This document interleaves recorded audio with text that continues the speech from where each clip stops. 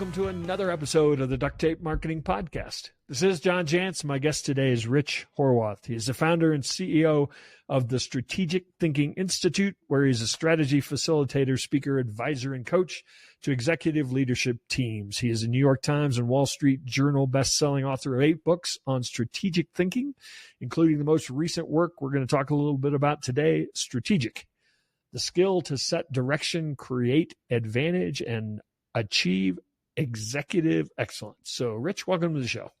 John, great to be with you. Thanks so much for having me.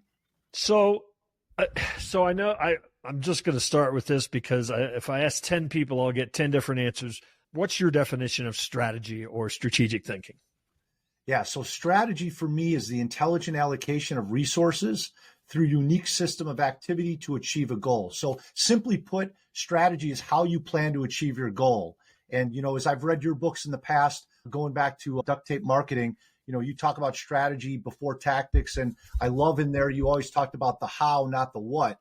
And I think I'm a big believer in that as well. I think too often, as you talk about in your books, and I share a little bit as well in my books, we sometimes see people mistaking their mission, their vision, their goals, their objectives for strategy, trying to be number one in the market, trying to be the premier provider of X. And instead, we really need to think about how are we going to get there? That's really the strategy. So, I've appreciated all the insights you've shared over the years on this. I think it's really helped a lot of us in the field. Well, I appreciate that. So let's get into a few more kind of logistic aspects. Is this something that you do once a year, once every 3 years? I mean, is there a rhythm? Does it never end? I'd love to hear your thoughts on kind of the how often question. Yeah, John, and you hit it on the head initially. You talked about strategy and strategic thinking. So to me, strategy is something that you set, and really, if you've done your thinking, it should be something that stays in place for a long period of time. Where I think a lot of people could use a jump start is the strategic thinking part. So just because we have our strategic direction doesn't mean that we want to take our eyes off the road. And I know in one of your last books, you talk about the importance. You've got a great 5-step process. Map and uncover are 2 of the first steps in your process. And I think those are great starting points when we think about strategy. When we think about mapping, as you talk about, you've got to understand what's my situation around me. And I think too often we get our head buried in the internal stuff, or we're so reactive to fire drills with customers that we fail to remember what is the long-term strategy that we've got in place. And so strategic thinking for me is really our ability to generate new insights or new learnings on a regular basis that help us keep and achieve that competitive advantage. So, I think it's a great point that you bring up. To me, strategy is something that we set, but strategic thinking is something we should be doing day in and day out. We need to stay hungry on how we're going to get better and learn. It's funny. There are some models out there that talk about strategic planning. I think there's one very popular one that talks about what's 10 years from now look like. I've had a lot of small business owners, they don't know what next quarter looks like. How do you balance kind of long-term and reality of short-term, right? Right. Yeah. It's interesting you bring up, there was just a study by PwC. They surveyed 4,700 CEOs, and it was interesting. 45%, so nearly half of the CEOs said that they did not think they would be in business in 10 years unless they significantly evolved the way that they do business. So, one of the things that we've got to be thinking about is how are we evolving in what I like to think is the business model, but it's really simple. It's how do we create value? How do we deliver value? And how do we capture value? So what I like to do is really create that strategy tune-up. So just like we get our car tuned up on a regular basis, what I recommend is quarterly get together with your team, take a couple hours, maybe it's over lunch, and go through just some of the basic fundamentals of the business. Have the customers' thinking and actions changed? Has the competitive landscape changed at all? What's going on within our company? What's working? What's not? That takes a couple hours, but that's a great way to tune up the strategy to understand, should we be doing things differently, especially when it comes to creating and delivering value to our customers. Yeah, and I guess that's probably as good a description of strategic thinking, as opposed to strategic planning. Like you might have a strategic plan, but the strategic thinking is something it's the flexibility, it's the adaptability, it's the, the need to have to evolve and mature, isn't it? Yeah, I love the words you use there. Flexibility, adaptability. That's something too, it's that catch-22. As we get older, as we get more experience, we tend to lose that adaptability and that flexibility. And so one of the things I recommend to people is, get some perspective outside of your industry. So, read a journal in architecture or science or technology if you're not in those fields, and think about how are those people assessing their problems, their challenges.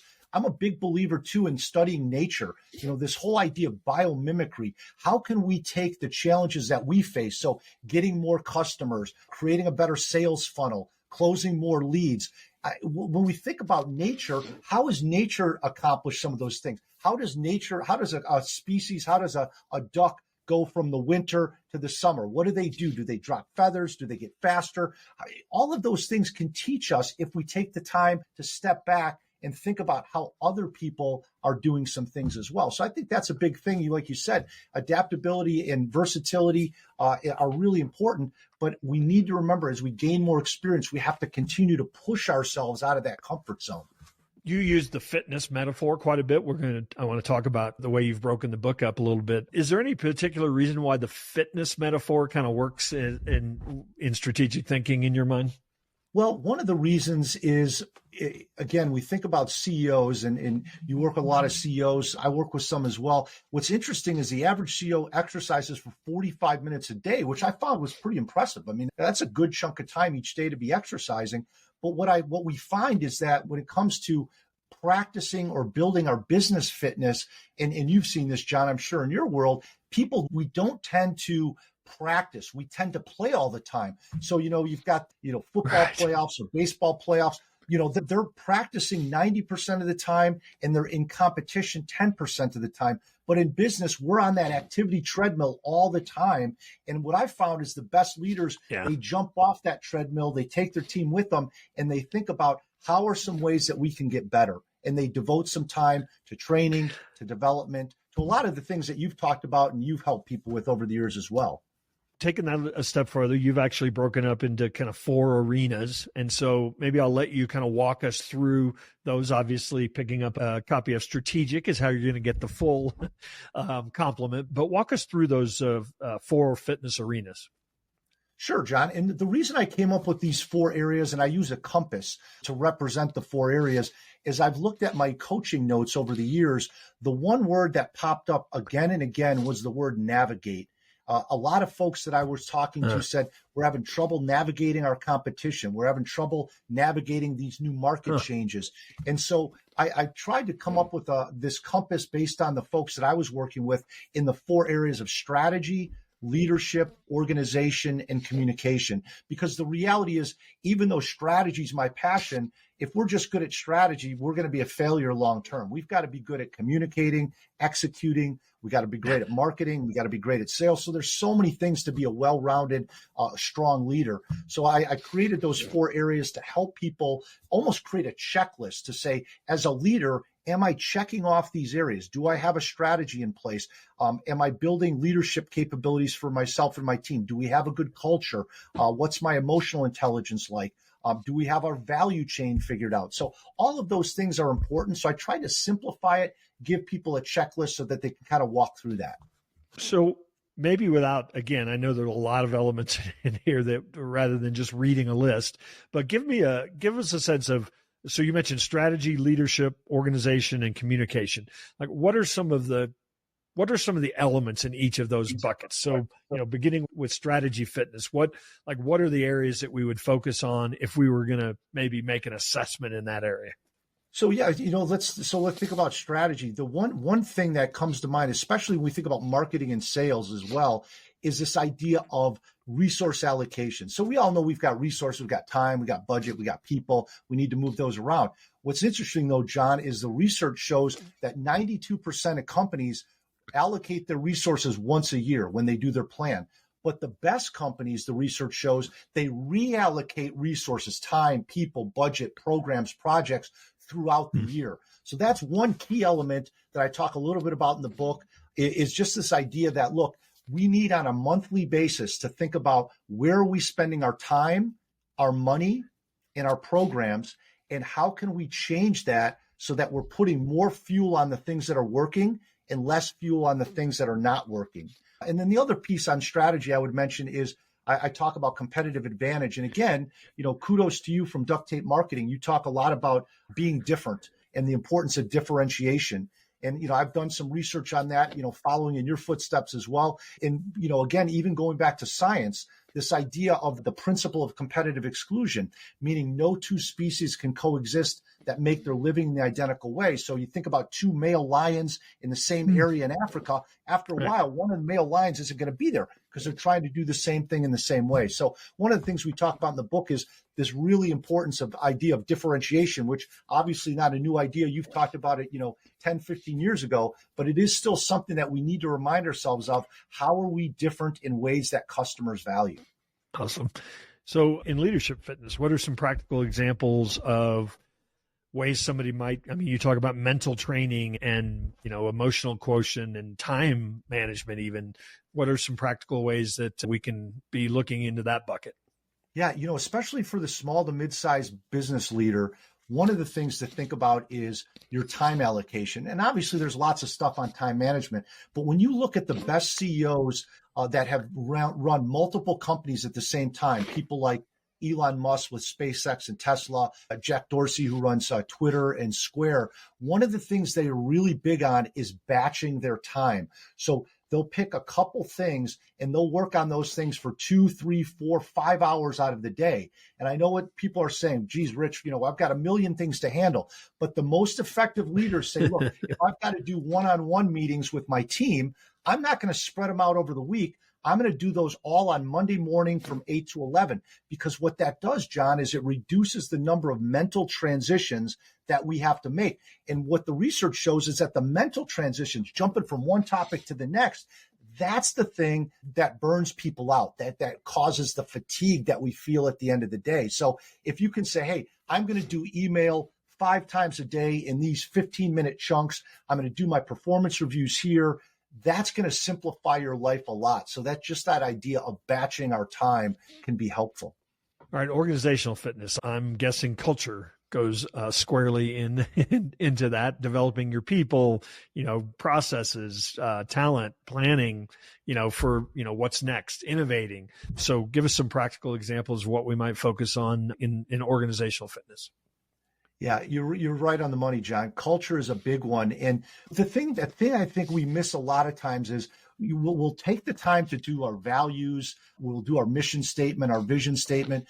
But what we really need to be aware of as a small to mid-sized business leader is what are the 3 or 4 behaviors that you're seeing the most from your team, either things that are productive or not productive. Because at the end of the day, behaviors are what. So if you want a better culture, you've got to pick out 2 or 3 behaviors that you as a leadership team really believe in, are going to best serve your customers. And then you've got to find ways to build those behaviors within your team. So, let's say customer centricity. That's a popular one. It's all about the customer. Okay, well, we can say that on paper, but what does that behavior look like? That might mean we're going to answer a phone call. We're going to return a phone call within 1 hour. We're going to return an email within 3 hours, and we're going to return a text message within 4 hours, whatever it might be. But putting some specific parameters around what do those behaviors look like. All right. And then the last one, communication fitness. I'll let you kind of pick out a practical example there. Yeah. So communication fitness, it's funny. I never used to talk about meetings at all, but ever since we've come out of, the hybrid and the remote work the last few years, people still have meetings stacked one upon the other. And so one of the things I found is just taking a strategic approach to our meetings. And what we mean by that is when you have a meeting, there should be 3 things in mind. Number 1, what's the intent? So what's the purpose of this meeting? That should be shared with people 2 days, 3 days before. And I recommend giving 1 or 2 key questions that you want people to think about so that when you get together, it's a true dialogue. It's not a monologue. Too often I sit in on meetings and one person's talking for 30 or 40 minutes. That's not a meeting. That's a monologue for a late night talk show. So we need to make sure that we're really creating that interactive dialogue in meetings. And then the other big part is having insights. So when we finish up the meeting, you got to ask yourself, what was my takeaway? What did I learn from that meeting? And if we're not walking away from meetings with learnings, then we're wasting our time. We've got to either change that meeting or get rid of the meeting. So I'm a big believer as a leader out there, create a meeting inventory. So take an inventory of all the meetings you have on your calendar, and for 1 week, score those meetings on their value. 0 is no value, 3 is high value. And at the end of the week, total those up. If you've got meetings that are around a 0 or 1 average, get rid of those. Yeah, that's an interesting point, because I think there are people that have gotten into this meeting rhythm where they're just like, no, it's Tuesday at noon. We do this meeting every week. And it's gotten to the point where it's of no value to anyone attending. In fact, might actually be negative. So, but the idea of just like canceling it, I think really kind of freaks people out, doesn't it? All right. So in your work, your coaching work, if somebody said, gosh, I'm listening to this and there's some stuff making sense here, but there's also a lot, that we've just hit the surface of, how do you, when somebody says, can you come in and talk to us, Rich? I mean, do you have a process that you walk everybody through? Like, where do you start? Yeah. So the one thing I'd recommend is to keep it simple. And you made a great point earlier about the difference between strategy and strategic thinking. So when we're trying to create strategic thinkers in the organization at all levels, I would keep it simple, like 3 A's: acumen, allocation, and action. So that's where I would start, as acumen. Always be asking yourself, what's the new value in this situation? So if you're talking with a customer, if you're having a staff meeting, what's the new value here that you can either create or deliver or capture? So always be thinking about what's the new value here. The reason a lot of businesses wind up failing in the long run is because they started with a good strategy, but then everybody else started to catch up and they didn't create any more new value. So always be thinking about that new value. And then the second A, allocation. I'm a big believer, and I know you've talked about this in the past, John, this idea of the not to-do list. What are you not going to do? Who are you not going to service? Who are you not going to focus on? Too many of us are trying to serve everybody, and we're minimizing the real value we can bring to that select few that are going to find the most mutual value. So big believer, we got to be really selective in who we're focusing on, where we're focusing, to be as valuable as possible. And that third A is action. We just got to think about, what are we prioritizing today? If we've got a list of 17 priorities, we've got nothing prioritized. So just really thinking about, what's my priority, the 1 or 2 things, and then am I matching my time spend to those priorities? If you look at the end of the day, and a good exercise for folks to do, track your time for 1 week in 30-minute increments, add it up at the end of the week, graph it out, and then look at that graph and see if that matches up with your priorities. Too often I'm seeing people say 50% of my time is spent on stuff that's not really my priority. So, take the time to assess your time, where you're spending it, and that will really help, I think, with priorities. Now you have, and I can't remember if it's in the book or if I just saw it on your website, you have an assessment people can go through, right? And measure some of where they are on some of these things? Yeah, absolutely. So the strategic quotient, we've all heard of IQ forever, measuring intelligence, EQ, emotional intelligence. So what I try to create, the strategic quotient, SQ, really measures how people think, plan, and act strategically. So it's an assessment of your behaviors and your mindset. And it's a good starting point for people to say, yeah, I'm doing a pretty good job here, but maybe I could be doing a little bit differently there. So it really matches up too with those 3 A's, acumen, allocation, action, that we've talked about. So again, just a simple way, takes about 5 to 7 minutes, but can start to shed some light on areas that you as a leader might want to spend a little bit more time on as you develop. Awesome. Well, Rich, I appreciate you stopping by the Duct Tape Marketing Podcast. Is there some place you'd invite people to connect with you, find out more about your work, and obviously about your books? Yeah, John, thanks for asking that. I appreciate it. So there are a lot of free resources, articles, white papers, videos at strategyskills.com. So strategyskills.com, lots of free resources there. Awesome. Well, again, I appreciate you taking a moment to stop by and share with my listeners, and hopefully we'll run into you one of these days soon out there on the road.